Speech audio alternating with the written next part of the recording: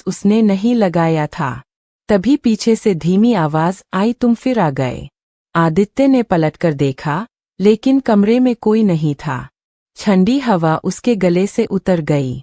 वह बाहर निकला तो कॉरिडोर सुनसान था, लेकिन 107 के ठीक सामने दीवार पर किसी ने उंगलियों से लिखा था, यहाँ कोई नहीं टिकता। वह नीचे रिसेप्शन पहुंचा। शर्मा जी गायब थे।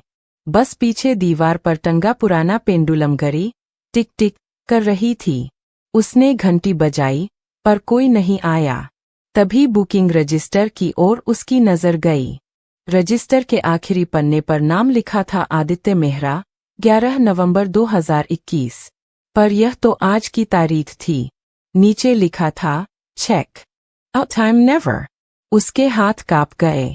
उसने पन्ने पलटे। पिछले 10 सालों में दर्जनों लोगों का नाम था और हर एक के आगे वही लिखा था, नेवर। वह घबरा गया। कमरे में लौटकर उसने सामान समेटा और बाहर निकलने का फैसला किया। जैसे ही उसने दरवाजा खोला, कॉरिडोर के आखिर में सफेद कपड़ों में एक औरत खड़ी थी। बाल चेहरे पर, हाथों में कुछ था, एक फोटो। वह पास आई और फोटो आदित्य के सामने गिरा दी। वह उसकी अपनी तस्वीर थी, जो उसने आज शाम होटल के बाहर क्लिक की थी। उसने चिल्लाने की कोशिश की, लेकिन आवाज नहीं निकली। औरत ने फुसफुसाया, तुम्हारी तस्वीर हमेशा यही रहती है। लाइट झपकी और सब अंधेरा हो गया। अगली सुबह होटल के दरवाजे खुले थे, लेकिन रूम 107 अंदर से लॉक था। शर्मा जी ने दरवाजा तोड़ा। अंदर कोई नहीं था, बस एक कैमरा टेबल पर रखा था और उसमें आखिरी तस्वीर होटल के कॉरिडोर की, जहां सफेद साया खड़ा था और उसके पीछे आदित्य की परछाई।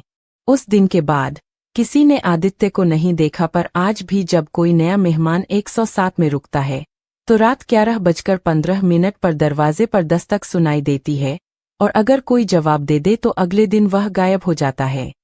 ब्लू मून होटल अब भी खुला है, लेकिन उस कमरे का दरवाजा हमेशा बंद रहता है।